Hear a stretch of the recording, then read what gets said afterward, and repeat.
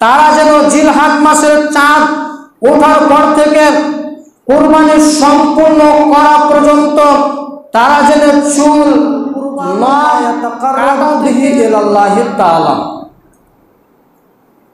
কুরবানি ওই মাধ্যমকে বলা হয় যার দ্বারা আল্লাহ সুবহানাহু ওয়া তাআলা সন্তুষ্টি অর্জন করা যায়, নৈকট্য লাভ করা যায়। আল্লাহ সুবহানাহু ওয়া তাআলাকে সন্তুষ্ট লাভের উদ্দেশ্যে শরীয়ত তরিকায় শরীয়ত অনুযায়ী যেই পশুকে জবাই করা হয় তাকে কুরবানি বলা হয়। কুরবানির উদ্দেশ্য কি? কুরবানির উদ্দেশ্য হচ্ছে আল্লাহ ভীতি অর্জন করা। কুরবানির মূল উদ্দেশ্য হচ্ছে আল্লাহ ভীতি অর্জন করতে হবে। মূলত এখন মানুষ কুরবান দিচ্ছে যারা বেনামাজি বা পরহেজগারিতা অবলম্বন করবে। আল্লাহ সুবহানাহু ওয়া তাআলা সূরা কাউসারের মধ্যে বলছেন, ইন্না আতাইনাকাল কাউসার, হে নবী নিশ্চয় আপনাকে আমি কাউসার দান করেছি। ফাসল্লি লিরাব্বিকা ওয়ানহার, আপনি আপনার প্রতিপালকের নামে সালাত আদায় করুন, তারপরে কুরবানি করুন। তার মানে সর্বহালাতে একটা কথা আপনাকে জেনে রাখতে হবে, আগে বেনামাজি কি কুরবানি দেবে। আমরা হাদিস পেশ করেছিলাম যে যার সালাত নেই তার কোনো আমল নেই। ফাইন সালাত লাউ শায়রু আমালি, যদি সালাতটা গ্রহণযোগ্য হয় তাহলে সমস্ত আমল, যদি সালাতই গ্রহণযোগ্য না হয় সমস্ত আমল বাতিল হবে, কুরবান বাতিল হবে, কোনো লাভ হবে না। পাঁচ পয়সা বলছে যে তোমরা আগে সালাত আদায় করো তারপরে তোমরা কুরবানি দান করো। আব্দুল্লাহ জাহাঙ্গীর রাহিমাহুল্লাহ বলেছিলেন যে বেনামাজি কুরবানি দেওয়া মানে ইনশাআল্লাহ সফলতা লাভ করতে পারবেন। কেন? আল্লাহ সুবহানাহু ওয়া তাআলা পরহেজগার ছাড়া না থাকে তাহলে আপনার কুরবানি কবুল হবে না। আপনার মধ্যে যদি সালাত না থাকে, বলছেন লাইয়ানাল্লাহা লুহুমুহা ওয়ালা দিমাউহা ওয়ালাকি ইয়ানালহু তাকওয়া মিনকুম। পৃথিবীর মানুষ শুনে রেখো, আল্লাহ সুবহানাহু ওয়া তাআলা বলছেন যে কুরবানির গোশত ও রক্ত আল্লাহ সুবহানাহু ওয়া তাআলার নিকট পৌঁছায় না। কুরবানির গোশত, কুরবানির মাংস, কুরবানির রক্ত আল্লাহর নিকট যায় না, আল্লাহর নিকট পৌঁছায় না। তাহলে কি পৌঁছায়? তাদের নিকট আল্লাহ সুবহানাহু ওয়া তাআলা বলছে তার নিকট কেবলমাত্র তোমাদের পরহেজগারিতা ও দুষ্টুমি কি কারণ হলে গরু কুরবানি হবে না। আপনি কোনোদিন অনুভব করলেন যে সালাত না হলে কুরবানি হবে না? কোনোদিন চিন্তা করলেন না?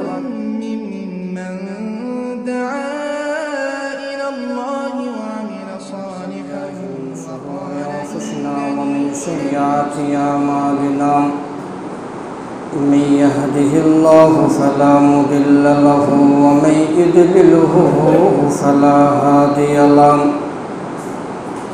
وأشهد أن لا إله إلا الله وحده لا شريك له وأشهد أن محمدا عبده ورسوله فإن خير الحديث كتاب الله وخير الهدي هدي محمد صلى الله عليه وسلم وشر الأمور محدثاتها وكل محدثة بدعة وكل بدعة ضلالة وكل ضلالة في النار. أعوذ بالله من الشيطان الرجيم. لين الله لحومها ولا دماؤها ولكن يناله التقوى منكم. بسم الله الرحمن الرحيم.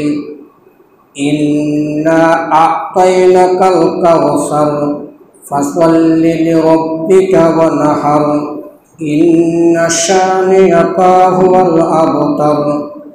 عن أم سلمة رضي الله تعالى عنها قالت قال رسول الله صلى الله عليه وسلم إذا دخل العصر وأراد بعضكم أن يضحي فلا يمس من ساره وأظفاره রাওয়াহুল মুসলিম। উপস্থিত সম্মানীয় মসজিদুল মুসাল্লি, প্রশংসা একমাত্র আল্লাহ সুবহানাহু ওয়া তাআলারই জন্য, তারই আমরা প্রশংসা করি, সকল বলি আলহামদুলিল্লাহ। তারপরে পরে আখেরি নবী মুহাম্মদ সাল্লাল্লাহু আলাইহি ওয়াসাল্লামের উপর দরুদ ও সালাম নাজিল হোক। আল্লাহুম্মা সাল্লি আলাইহি আল্লাহুম্মা বারিক আলাইহি। আজকের আলোচনার বিষয় হচ্ছে জিলহজ মাসের করণীয় বর্জনীয়। আজকে জিলকাদা হচ্ছে 23 তারিখ,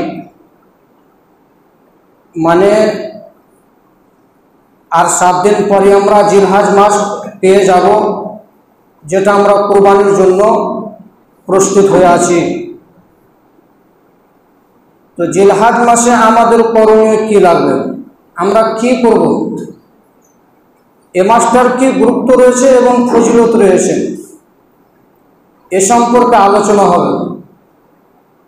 এবং আজকে আলোচনা করব কুরবানি এবং জিলহজ মাসের করণীয় সম্পর্কে।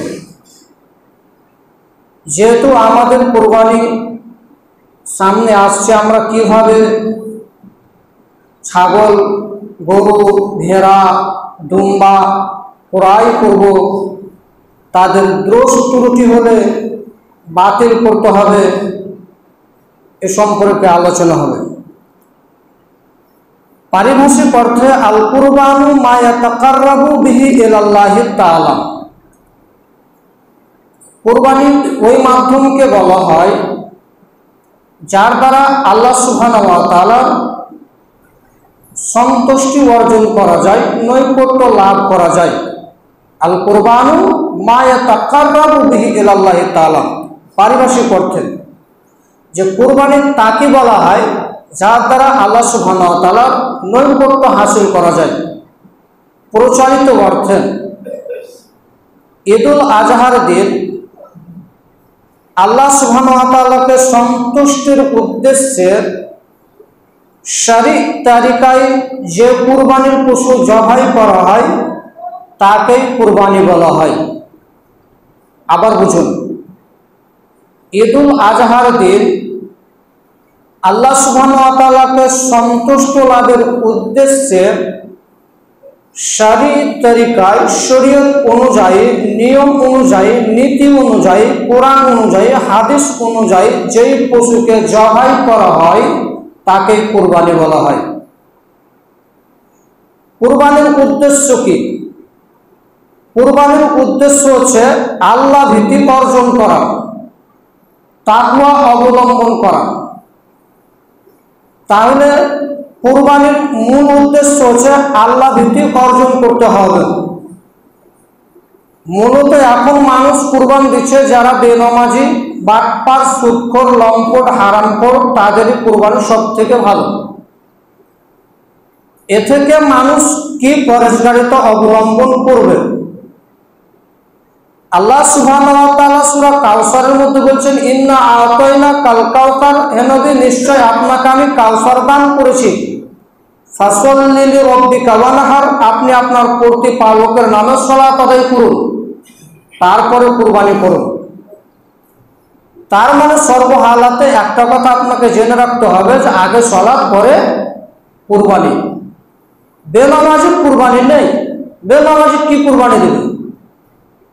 আমরা হাদিস পেশ করেছিলাম যে যার সালাত নেই তার কোনো আমল নেই। ফাইন সলাত লাউ শায়রু আমালি, যদি সালাতটা গ্রহণযোগ্য হয় তাহলে সমস্ত আমলই গ্রহণ হবে। সালাত ঠিক আছে, কুরবানি ঠিক আছে। ওয়াইন ফাসাদাত ফাসাদা শায়রু আমালি, যদি সালাতই গ্রহণযোগ্য না হয় সমস্ত আমল বাতিল হবে, কুরবানি বাতিল হবে, কোনো লাভ হবে না। 5 পয়সা কুরবানি দিয়ে লাভ হবে না। ওটা আল্লাহ সুবহানাহু ওয়া তাআলা কোরআন মাজিদে বলছেন যে তোমরা আগে সালাত আদায় করো, তারপরে তোমরা কুরবানি দান করো। এবার আব্দুল্লাহ জাহাঙ্গীর রাহিমাহুল্লাহ বলেছিলেন যে বেনামাজি কুরবানি দেওয়া মানে ন্যাংটা লোক পাগড়ি পরা। উনারটা নকল করছি, উনি বলতে চাইছেন আব্দুল্লাহ জাহাঙ্গীর রাহিমাহুল্লাহ, উনি বলছেন যে বেনামাজি কুরবানি দেওয়া মানে ন্যাংটালো পাগড়ি পরা, ওর কোরআনে আর পোশাকে ওর গায়ে কোনো কাপড় নেই, আর মাথায় কি আছে ভাই? পাগড়ি আছে। মাথায় কি আছে? মাথায় সুন্দর করে পাগড়ি দিয়ে গেছে, তার গায়ে না আছে পোশাক, না আছে প্যান্ট, না আছে গায়ে শার্ট। এটা বলছে যে বেনামাজি কুরবানি দেওয়া মানে তার ন্যাংটা লোককে মাথায় পাগড়ি পরানোর মতো। আমরা বলতে চাইছি, সর্বপ্রথমে আপনারা কুরবানি দেওয়ার আগে সালাত আদায় করুন, ইনশাআল্লাহ সফলতা লাভ করতে পারবেন। কেন আল্লাহ সুবহানাহু ওয়া তাআলা পরহেজগারি ছাড়া কুরবানি কবুল করে না? যদি আপনার মধ্যে পরহেজগারিতা না থাকে তাহলে আপনার কুরবানি কবুল হবে না। আপনার মধ্যে যদি সালাত না থাকে আপনার কুরবানি হবে না। ওটা আল্লাহ সুবহানাহু ওয়া তাআলা কোরআন মাজিদে বলছেন, লাইয়ানাল্লাহা লুহুমুহা ওয়ালা দিমাউহা ওয়ালাকি ইয়ানালহু তাকওয়া মিনকুম। পৃথিবীর মানুষ শুনে রেখো, আল্লাহ সুবহানাহু ওয়া তাআলা বলছেন যে কুরবানির গোশত ও রক্ত আল্লাহ সুবহানাহু ওয়া তাআলার নিকট পৌঁছায় না। কুরবানির গোশত, কুরবানির মাংস, কুরবানির রক্ত আল্লাহর নিকট যায় না, আল্লাহর নিকট পৌঁছায় না। তাহলে কি পৌঁছায়? তাদের নিকট আল্লাহ সুবহানাহু ওয়া তাআলা বলছে, তার নিকট কেবলমাত্র তোমাদের পরহেজগারিতা ও আল্লাহ ভীতি পৌঁছায়। আল্লাহ সুবহানাহু ওয়া তাআলা নিজেই বর্ণনা করছেন যে আমার নিকট কি পৌঁছায়? কেবলমাত্র শুধুমাত্র তোমাদের পরহেজগারিতা ও আল্লাহ ভীতি। যার যত দিলে আল্লাহ ভীতি থাকবে তার কুরবানি তত বেশি কবুল হবে। যার ভিতরে আল্লাহ পরহেজগারিতা থাকবে তার বেশি তত কুরবানি হবে। যার আল্লাহ ভীতি পরহেজগারিতা থাকবে না তার কুরবানি কবুল হবে না। আমরা আসি একটু ইতিহাসের দৃষ্টিতে। আজ থেকে ৫,৫০০ বছর পূর্বে ইরাকে ব্যাবিলন শহরে জন্মগ্রহণ করেছিলেন ইব্রাহিম আলাইহিস সালাম। তিনি যে কুরবানি করেছিলেন সে কুরবানি আমাদের কুরবানি। যদিও কুরবানি আদম আলাইহিস সালাম থেকে চালু রয়েছে। আদম আলাইহিস সালামের এক ছেলে এক মেয়ে একসাথে জন্ম নিত। আগের ছেলে পরের মেয়ে, পরের ছেলে আগের মেয়ে, এভাবে তিনি বিবাহ দিতেন। কাবিলের সাথে জন্ম নিয়েছিল ইকলিমা, হাবিলের সাথে জন্ম নিয়েছিল লিউজা। ইকলিমা দেখতে সুন্দর ছিল লিউজার চেয়ে।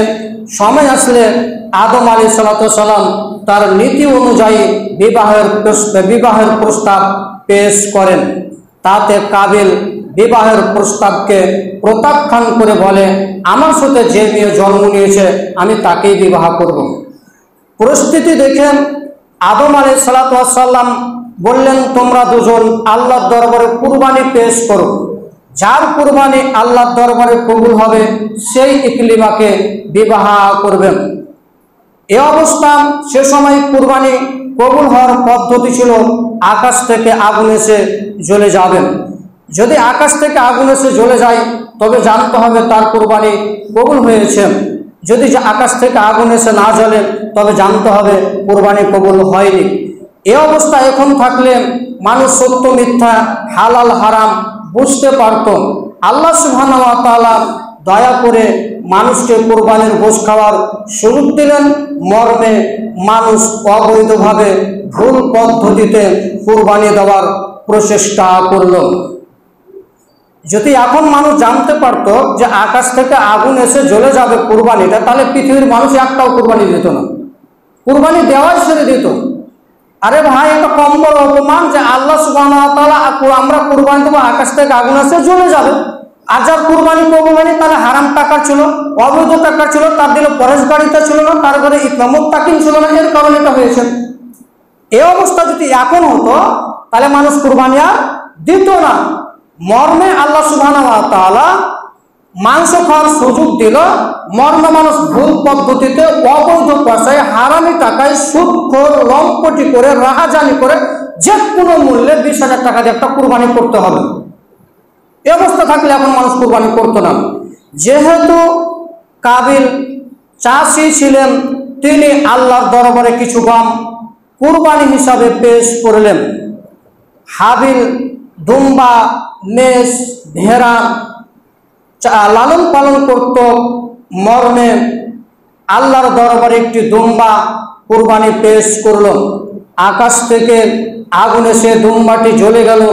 কাবিলের রাগ এতে আরো বেশি হয়ে গেল, ক্ষোভ আরো বেশি হয়ে গেল যে হাবিলের কারণে আমি সমাজে বদনাম হচ্ছে, আমি সমাজে অপমান হচ্ছে।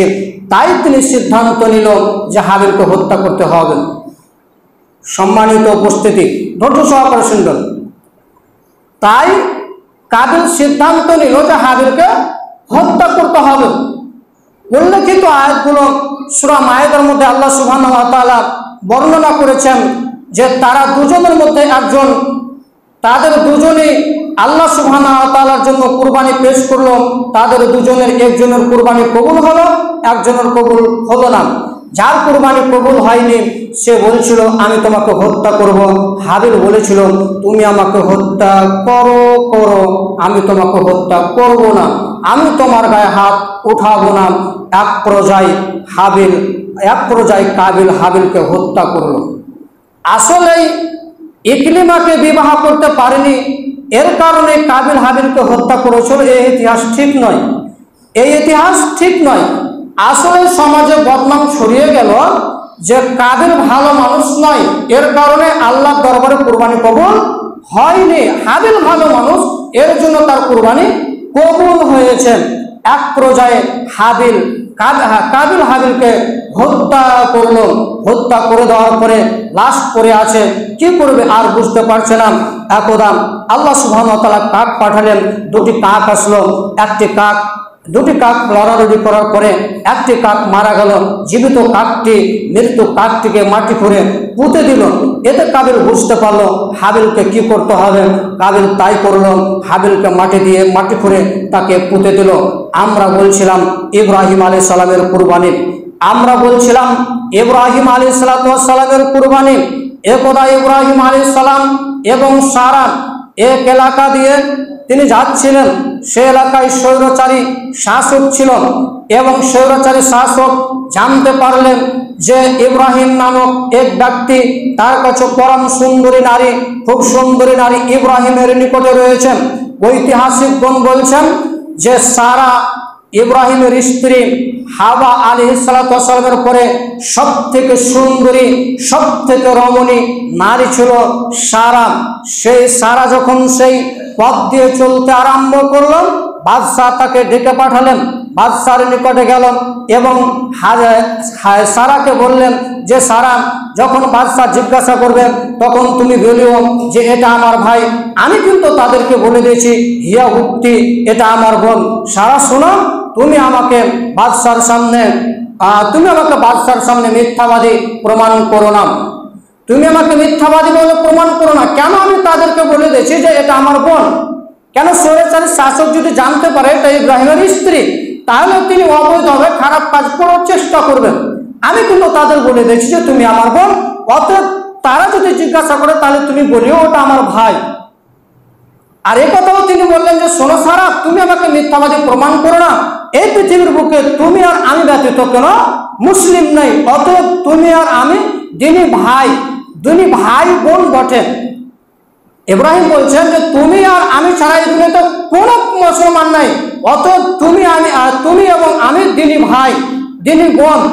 এ বলে সারাকে বাদশার নিকটে পাঠালো।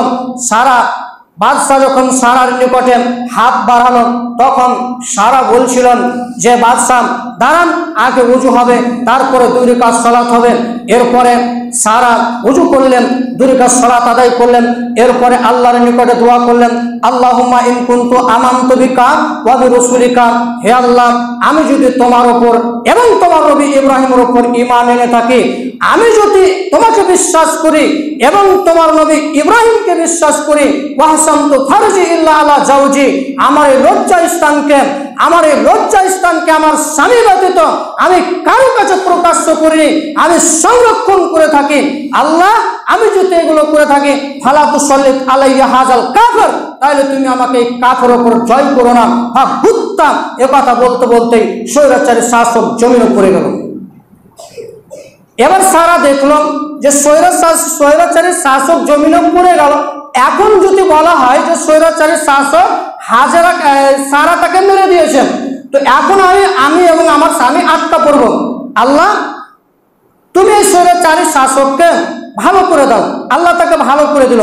আবার যখন স্বৈরাচারী শাসক সারার দিকে হাত বাড়ালো, এখানে একটা কথা বলতে পারি, আপনার স্ত্রী আপনার মধ্যে এতটা ক্ষমতা রয়েছে কি যে 2 রাকাত সালাত আদায় করার পরে, ওযু করার পরে আল্লাহকে কোনোদিন বলতে পারবেন আল্লাহুম্মা ইন কুনতু আমানতু বিকা ওয়া বিরাসূলিকা ওয়া আহসানতু ফারজি ইল্লা আলা জাওজি ফালা তুসাল্লিত আলাইয়া হাযাল কাফির? এমন এক বিপদে পড়ে গেছেন, আপনার স্ত্রী বলতে পারবে না। কেন বলতে পারবে না? ওই তো 2টা ছেলের সাথে এবং 2টা স্বামী, যার 2টা ছেলে রয়েছেন তারপর স্বামীর সাথে চলে যাচ্ছেন। এখন অহরহ ঘটনা ঘটছে। এই ঘটনা যদি তার জেনার সাথে কারবার থাকে, তাহলে আপনার স্ত্রী কিভাবে আল্লাহকে বলতে পারে যে আল্লাহ তুমি আমার বউকে কবুল করো এবং অত্যাচারী শাসকের হাত থেকে তুমি বাঁচিয়ে দাও? সারার ক্ষমতা ছিল, সারার পরেজগারিতা ছিল, সারার তাকওয়া ছিল। আপনার স্ত্রীর তাকওয়া পরেজগার নেই। কেন নেই? আপনার স্ত্রী অমুক জনের সাথে প্রেমের গল্প করে, প্রেমের আলোচনা করে জেনায় লিপ্ত হয়। সমাজে একটা 2-3 বছর থেকে বড় ফিতনা কি জানেন? যে ছেলে 2-4টে ছেলে থাকছে আর অন্য স্বামীর সাথে চলে যাচ্ছে। এগুলো বড় ফিতনা ভাই। কেন হচ্ছে? স্বামীর কারণে হচ্ছে। এগুলো স্বামীর কারণে হচ্ছে। আপনি তাকে বেহায়াপনার উলঙ্গ হবার সুযোগ দিয়েছেন, আর এর কারণে তারা বেহায়া হয়ে রাস্তায় চলাফেরা করছে, আর অপর পুরুষ আপনার স্ত্রী দিকে দেখছে আর উপভোগ করছেন। আপনি সাবধান থাকুন, সতর্ক থাকবেন। আমরা বলতে চাইছিলাম ইব্রাহিম আলাইহিস সালাতু ওয়াস সালামের ইতিহাস। সারাকে যখন 3 বার যখন এই স্বৈরাচারী শাসকের বর্তেই হলো, যখন তিনি বেহুশ হয়ে গেলেন, তখন বাদশাহ বললেন, এই জনগণ শোনো, তোমরা আমাকে কার নিকটে নিয়ে এসছো? শয়তানকে নিয়ে এসেছো, একে নিয়ে যাও এবং এর সাথে হাজরাকে হাদিয়া স্বরূপ দিয়ে দাও। এবার কাজের লোক এবং হাজরা আলাইহিস সালাম এবং সারা একসাথে চলতে লাগলেন। ইব্রাহিম আলাইহিস সালাম চলতে লাগলেন। তখন সারা বলছিলেন, ইব্রাহিম আপনি জানেন স্বৈরাচারী শাসককে আল্লাহ অপমান করেছেন। ইব্রাহিমকে বলছিলেন সারা যে ইব্রাহিম আপনি কি জানেন স্বৈরাচারী শাসককে আল্লাহ অপমান করেছেন, আল্লাহ বেইজ্জত করেছে এবং আমাদের সাথে কাজের মেয়ে হাজরাকে হাদিয়া দিয়েছেন। তিনি রাস্তায় চলতে চলতেন, তিনি বলছিলেন, এক পর্যায়ে সারা বলছিলেন যে হাজরা তুমি আমার স্বামীকে বিবাহ করো, আমার তো ছেলে মেয়ে হয়নি, আমার তো সন্তান হয়নি, তুমি আমার স্বামীকে বিবাহ করো। তখন হাজরা বলেছিল যে দেখো যা আছি ঠিক আছে, বিবাহ করলেন ভালোবাসায় ফাটাল ধরবে। এক পর্যায়ে হাজরা আলাইহিস সালাম রাজি হলেন এবং ইব্রাহিমের সাথে বিবাহ হলো। তারপরে যখন ইসমাইল আলাইহিস সালাম জন্মগ্রহণ করলেন, যা হওয়ার তাই হলো, ভালোবাসাতে ফাটাল ধরলো, চললেন আল্লাহর আদেশে বনবাসে। এবার হাজরা আলাইহিস সালাতু ওয়াস সালামকে নিয়ে চললেন বনবাসে। আল্লাহর আদেশ হলো আপনার স্ত্রীকে রেখে আসতে হবে বনবাসে। এক মরুভূমির প্রান্তে যা ইব্রাহিম ওয়া ইবনুহা ইসমাইল, ইব্রাহিম আলাইহিস সালাম এবং হাজরা আলাইহিস সালাম, ইসমাইল আলাইহিস সালাম তিনজনই চললেন। যা ইবনুহা ইসমাইল, সে সময় ইসমাইল আলাইহিস সালাম তার মায়ের দুধ পান করছিলেন। ফাওকা জমজমা ফি আলাল মসজিদে, মসজিদের উপরে জমজম পুকুর উপরে অবস্থিত এক বিরাট গাছের উপরে ইসমাইল আলাইহিস সালাম এবং হাজরা আলাইহিস সালামকে রেখে দিলেন। এরপরে রেখে দেওয়ার পরে তিনি উল্টা ফিরছেন। তখন ইসমাইল আলাইহিস সালামের মাতা তার পিছন পিছন ছুটছেন, আইনা তাজাবু ইব্রাহিম, ইব্রাহিম তুমি আমাকে এই মরুভূমির প্রান্তে এমন এক ময়দানে এমন এক জঙ্গলে ছেড়ে চলে যাচ্ছ। আইনা তাজাবু ইব্রাহিম, ইব্রাহিম তুমি কোথায় চলে যাচ্ছ? আল্লাযী লাইসা ফীহি ইনসুন ওয়ালা আল্লাযী লাইসা ফী আলাইহি ইনসুন ওয়ালা শাই, এমন এক জায়গায় রেখে যাচ্ছ না কোনো মানুষের সাহায্য আছে, না কোনো মানুষের উপকার পাওয়া যাবে। লাইসা বিমাক্কাতা ইয়াউমাইজিন আহাদুন, সেদিন দিন দিন হাঁটলেন মানুষের খোঁজ পাওয়া যাবে না, সেদিন দিন দিন চলাফেরা করলেন মানুষ খুঁজে পাওয়া যাবে না। ওয়ালাইসা বিহা মাউন, সেদিন কোনো মক্কাতে পানির ব্যবস্থা ছিল না। এমন এক শহরে, এমন এক জঙ্গলে, এমন এক মরুভূমির প্রান্তে হাজরা আলাইহিস সালাতু ওয়াস সালামকে রেখে চলে আসছেন। আর তিনি ইব্রাহিম আলাইহিস সালাম উল্টা ফিরছেন আর হাজরা পিছন পিছন বলছেন, আইনা তাজাবু ইব্রাহিম, ইব্রাহিম তুমি কোথায় চলে যাচ্ছ? আইনা তাজাবু ইব্রাহিম, ইব্রাহিম তুমি কোথায় চলে যাচ্ছ? বারবার বলছেন। ইব্রাহিম আলাইহিস সালাম কোনো কথা বলছেন না, কোনো কথা বলছেন না, তিনি উল্টা ফিরছেন। তাহলে কি ইব্রাহিম আলাইহিস সালাম হাজরার উপর মায়া ছিল না? দয়া ছিল না? জি না, অঢল মায়া ছিল। 90 বছর পরে তার সন্তান ইসমাইলকে পেল। 90 বছর পরে তার সন্তানকে পাওয়ার পরে একজন পিতা তাকে রেখে আসতেছে বনে মাসে, তা তো দয়া থাকতে পারে না। হাজরা বারবার বলছেন, এই না তাজাবু ইব্রাহিম, ইব্রাহিম তুমি আমাকে জঙ্গলে এই মরুভূমির প্রান্তে দেখে কোথায় চলে যাচ্ছ? তখন হাজরা বলছেন যে নিরুপায় বলছেন যে আল্লাহকে কি আপনাকে এখানে আমাকে কি আল্লাহ রাখতে বলেছেন? ক্বালা নাম। তখন তিনি বললেন হ্যাঁ আমাকে রাখতে বলেছেন। তখন হাজরা বলছেন আচ্ছা ঠিক আছে, আমার কোনো অসুবিধা হবে না। তখন তিনি এক গিরিপথের পৌঁছে যে আল্লাহর দরবারে দোয়া করলেন, আল্লাহ রাব্বানা ইন্নী আসকানতু মিন যুরিয়াতি বিওয়াদিন গায়রি জি জরইন। আল্লাহ আমি আমার স্ত্রীকে এবং আত্মীয় স্বজনকে রেখে এলাম যেখানে দিন দিন হাঁটলে কোনো মানুষ পাওয়া যাবে না। যে কথাটা ইব্রাহিম আলাইহিস সালামের স্ত্রী হাজরা বলছিলেন, ওই কথাটা তিনি গিরির পথে এসেছেন কাবাঘরকে লক্ষ্য করে।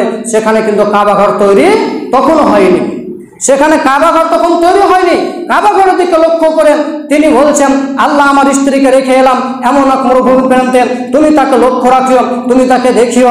এই ইব্রাহিম আলাইহিস সালাতু ওয়াস সালাম চলে আসলেন। এবার তিনি বাইতুল মাকদেস থেকে আবার ইসমাইলকে কি করতে যান? কুরবানি করতে গেছেন। বাইতুল মাকদেস থেকে ইব্রাহিম আলাইহিস সালাম পায়ে হেঁটে 4 বার এসেছিলেন, যেটা জেরুজালেম ফিলিস্তিন, যেটা যুদ্ধ চলছে এখন, সেই জায়গা থেকে ইব্রাহিম আলাইহিস সালাম 4 বার এসেছিলেন। তার একবার এসেছিলেন তিনি যখন বাগদাদে ছিলেন, ব্যাবিলন শহরে ছিলেন, সেখানে স্বৈরাচারী শাসক তাকে যখন কষ্ট দিল তখন তিনি হিজরত করে আসলেন কোথায়? হিজরত করে আসলেন শামে। এবং শামে যখন দেখলেন যে দুর্ভিক্ষ দেখা দিল, খাদ্যর কমতি দেখা গেল, দুর্ভিক্ষ দেখা গেল, তখন তিনি সফর করলেন মিশরে। এই মিশরে এসে স্বৈরাচারী বাদশার সাথে কি হচ্ছে? মোকাবিলা হচ্ছে, কথাবার্তা হচ্ছে। এরপরে তিনি চলে আসে বাইতুল মাকদেস থেকে একবার রাখতেন, আবার তিনি জেরুজালেম থেকে, ফিলিস্তিন থেকে, শাম থেকে আসছেন ইসমাইলকে কুরবানি করার জন্য। ওই কথাটা আল্লাহ সুবহানাহু ওয়া তাআলা কোরআন মাজিদে বলছেন, ফা রব্বি হাবলি মিনাস সালিহিন। আল্লাহর কাছে দোয়া করলো ইব্রাহিম যে আল্লাহ তুমি আমাকে একটি সুসন্তান দান করো। ফাবাশশারনাহু বিগুলামিন হালিম। অতএব আমি ইব্রাহিম আলাইহিস সালাতু ওয়াস সালামকে সুসংবাদ, সন্তানের সুসংবাদ শুনিয়ে দিলাম, সন্তানের সুসংবাদ শুনিয়ে দিলাম। এরপরে উনি বলছেন ফালাম্মা বালাগা মাহু সাইয়া, যখন ইসমাইল আলাইহিস সালাম দরহান উপনীত হলো, যখন চলাফেরার উপনীত হলো, তখন তিনি স্বপ্ন দেখছেন যে ক্বালা ইয়া বুনাইয়া ইন্নী আরা ফিল মানামি আন্নী আযবাহুকা ফানজুর মাজা তারাম। তিনি স্বপ্ন দেখছেন যে আমি আমার সন্তানকে কুরবানি করছি। মানে আল্লাহ সুবহানাহু ওয়া তাআলা বলছেন যে হে ইব্রাহিম তুমি তোমার সন্তান প্রিয় বস্তুকে কুরবানি দান করো। এখানে একটা কথা বলে রাখি, অনেক মুফাসসিরগণ বলতে পারে যে ইব্রাহিম আলাইহিস সালামকে বলা হয়েছিল যে তুমি তোমার প্রিয় বস্তু কুরবানি করো। ওখানে প্রিয় বস্তু বলা নেই, সরাসরি আল্লাহ সুবহানাহু ওয়া তাআলা বলছেন তুমি তোমার পুত্র ইসমাইলকে কুরবানি করো। আর মুহাদ্দিসগণ, আলোচকগণ বলছেন যে তুমি তোমার প্রিয় বস্তু ইব্রাহিম আলাইহিস সালাম প্রিয় বস্তু খুঁজে পাচ্ছে না, তাই তো তিনি 3 দিনে 300 উট কুরবানি করলো। একেবারে ভিত্তিহীন, একেবারে জাল, একেবারে বানাওয়াট কথা।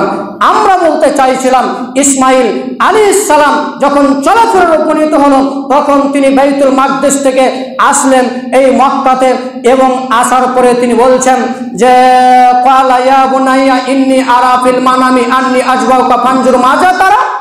যেহেতু ইতিহাস লম্বা ছিল, ওখানে যে সাফা এবং মারওয়া, তিনি যখন পানির জন্য হাজরা কাতর হচ্ছিলেন, খুব পিপাসা লাগছিল, যখন পানির জন্য খুব প্রয়োজন মনে করেছিলেন, সে সময় তিনি সাফা পাহাড়ে উঠেছিলেন, দেখি কোন জায়গায় পানি কেউ পাওয়া যায় কিনা। সেখানে পানির সন্ধান মেলেনি। এবার তিনি মারওয়া পাহাড়ে চেপেছিলেন, মারওয়া পাহাড়ে কোনো পানি মেলেনি, আশপাশে মেলেনি, কোনো মানুষের আওয়াজ পাওয়া যায়নি। শাহ এমন একটি শব্দ এলো, এবং জিবরিল আলাইহিস সালাতু ওয়াস সালাম বলছিলেন হাজরা কোনো চিন্তা করবেন না, আপনাদের কোনো ক্ষতি হবে না, এই জায়গাতে কাবা ঘর তৈরি হবে, এই ঘরতে বাইতুল্লাহ তৈরি হবে। এটা ইব্রাহিম, এটা জিবরিল আলাইহিস সালাতু ওয়াস সালাম বলে যাচ্ছেন হাজরা আলাইহিস সালাতু ওয়াস সালামকে। হাজরা আলাইহিস সালামের কথা হচ্ছে যে আপনি ঘাবড়াবেন না, আপনার কোনো ক্ষতি হবে না, এই জায়গাতে কাবা ঘর তৈরি হবে।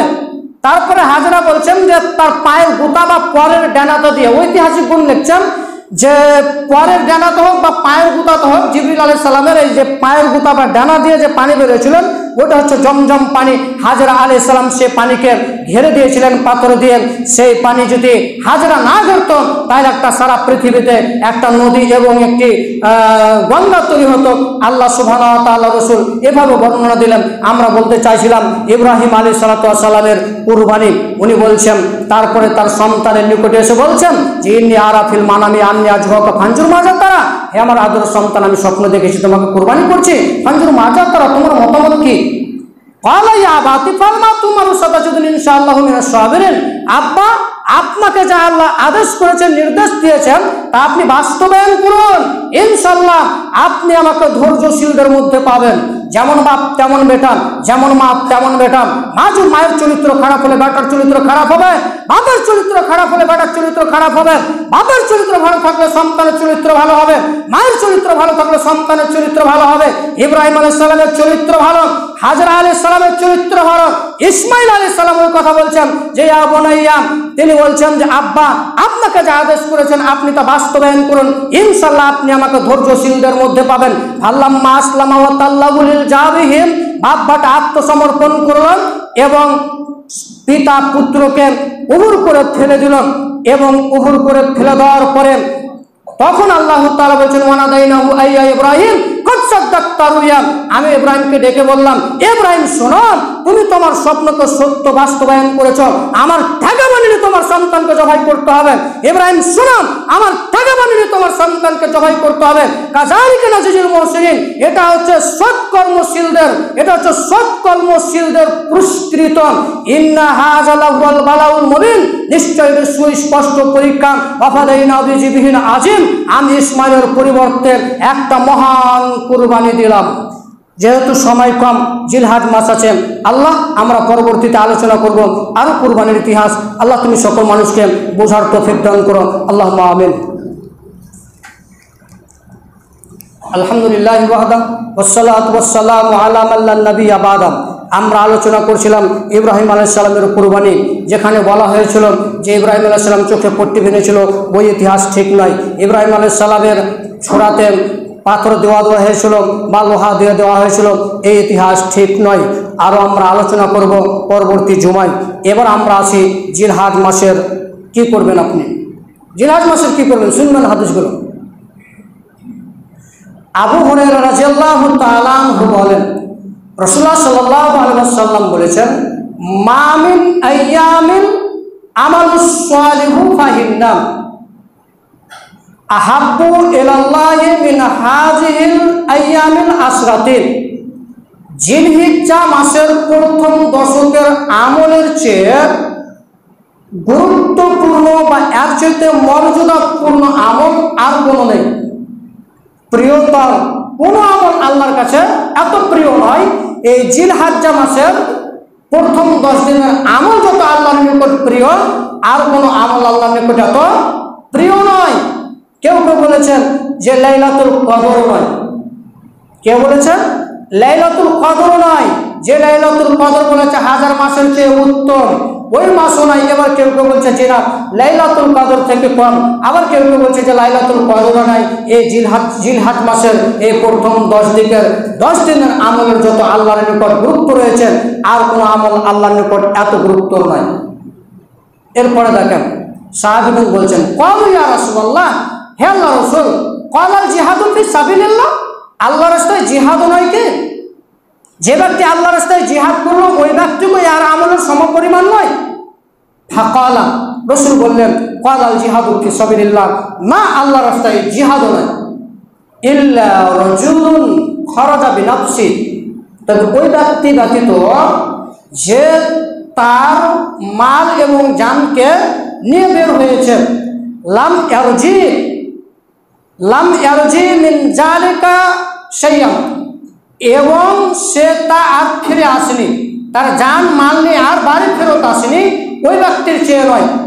আল্লাহ রাসূল বলতে চাইছেন যে জিহাদের ময়দানে যারা যুদ্ধ করলো তারাও এই 10 জিলহিজ্জা যারা পেল, এটাই সব থেকে প্রিয় যারা আল্লাহ রাস্তায় জিহাদ করলো। তবে যারা মারা গেল মাল নিয়ে জান নিয়ে তারা নয়। কেন? তারা মাল তারা জান সব আল্লাহর রাস্তায় বিলিয়ে দিয়েছে, তারা মৃত্যুবরণ করেছে, শাহাদাত বরণ করেছে, ওই ব্যক্তি ব্যতীত। তার মানে বোঝা যাচ্ছে জিলহাজ মাসের 10 দিনের অনেক গুরুত্বপূর্ণ আমল রয়েছে। কি রয়েছে এই দিনে? এই দিনে রয়েছে কুরবানি। কি রয়েছে এই দিনে? এই দিনে রয়েছে সিয়াম, এই দিনে রয়েছে রোজা। কি রয়েছে এই দিনে? এই দিনে রয়েছে আরাফার সিয়াম। এই জন্য আল্লাহর নিকট অতীব প্রিয়, অতীব প্রিয়, অতীব প্রিয় আমল। এরপরে দেখেন আরাফার সিয়াম। আনাবি কাতাদা রাদিয়াল্লাহু তাআলা আনহু কাল, কাতাদা রাদিয়াল্লাহু তাআলা আনহু বলেন, রাসূলুল্লাহ সাল্লাল্লাহু আলাইহি ওয়াসাল্লাম বলেছেন, কি বলেছেন, যে ইজা দাখালাল আসরু না সিয়ামু ইয়াউমি আরাফা, আরাফার সিয়াম আতাহসিবু আলাল্লাহি কাফিরু সানাতাল্লাযী ক্বাবলাহু ওয়া সানাতাল্লাযী বাদাহু। কথাটা বলছেন যে সিয়ামু ইয়াউমি আরাফা, আরাফার সিয়াম আমি আশা করি বিগত 1 বছর এবং পরবর্তী 1 বছরের গুনাহের কাফারা হবে। কয় বছর? 1 বছর। বিগত এবং পরবর্তী 1 বছরের গুনাহ মাফ হবে যদি আরাফার সিয়াম পালন করেন। এবার এখানে একটা মতভেদ রয়েছে, কে বলছে আরাফার সিয়াম 9 তারিখ, কে বলছে আরাফার দিনের সাথে হাজিদের সাথে আরাফার সিয়াম পালন করতে হবে, কে বলছে আরাফার সিয়াম 8 তারিখে। এখন কি করব? যেটা সহি শুদ্ধ মত হচ্ছে আপনা দেশে 9 তারিখই হবে বলে আমরা মনে করছি, যেটা আব্দুল হামিদ মাদানী ফাইজি উনি বলতে চাইছেন যে আপন দেশে 9 তারিখ হবে। উনি আরেকটা কথা বলতে চাইছেন যে জিলহাজ মাসে তো 9 দিন সিয়াম পালন করা যায়। কয়দিন সিয়াম পালন করা যায়? 9 দিন। 1 থেকে 9 অবধি সিয়াম পালন করা যায়। যদি 8-এর মধ্যে সংখ্যা হয় তাহলে 8ও করেন এবং 9ও করেন, আরও 2টা করেন, 3টে-4টে আরও করেন। কেন আপনাকে আরাফার দিন একটা মানতে হবে? এটা হচ্ছে মূল কথা। মূল উদ্দেশ্য হচ্ছে যে আরাফার দিন 1 দিন মানতে হবে, 2 দিন নয়। আপনি তার আগেও করেন, 1 থেকে 9 অবধি করেন, তাহলে আরাফা থেকে আপনি সন্দেহ পাবেন না। কেউ বলছেন জি না, আরাফার সিয়াম হবে যেদিন হাজিরা সিয়াম পালন করবে সেদিনই আমাদেরকে আরাফার সিয়াম পালন করতে হবে। কেউ বলছে জি না, আরাফার সিয়াম হবে আপন দেশ অনুযায়ী, আপন তারিখ অনুযায়ী। আমাদের দেশে হবে 9 তারিখে আরাফার সিয়াম। তাহলে আমরা আরাফার সিয়াম রাখবো কখন? আমরা 9 তারিখে আরাফার সিয়াম পালন করব।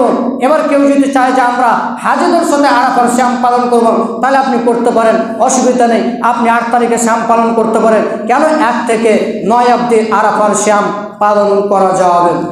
এরপরে হাদিস, আন উম্মে সালামা রাদিয়াল্লাহু তাআলা আনহা قالت قال رسول الله صلى الله عليه وسلم اذا دخل العصر ورد بعضكم من يضحي فلا يمس من ساره واظفاره।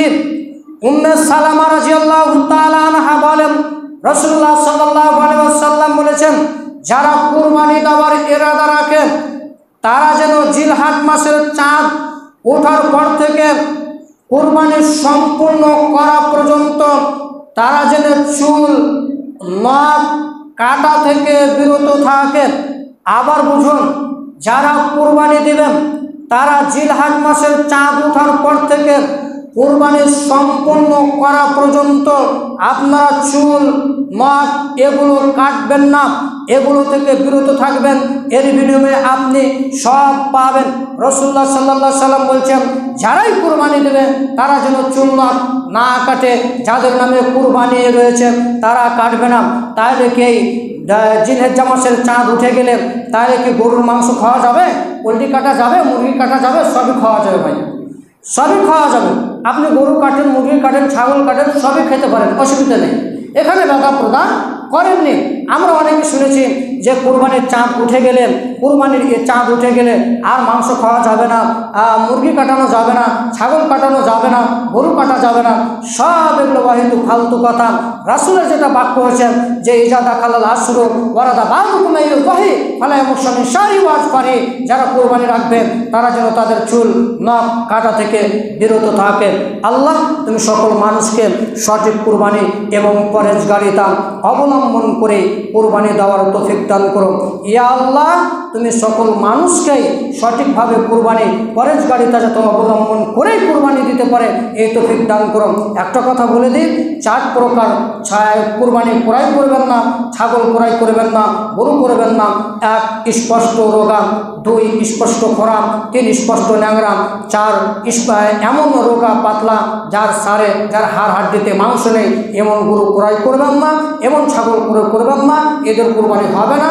স্পষ্ট ন্যাংরা, স্পষ্ট কানা, স্পষ্ট খোরা এবং এমন পাতলা করেছেন যার মধ্যে কোনো হাড় হাড্ডি নেই, যার মধ্যে হাড়ে মাংস নেই, এমন গরু এমন ছাগল ক্রয় করবেন না।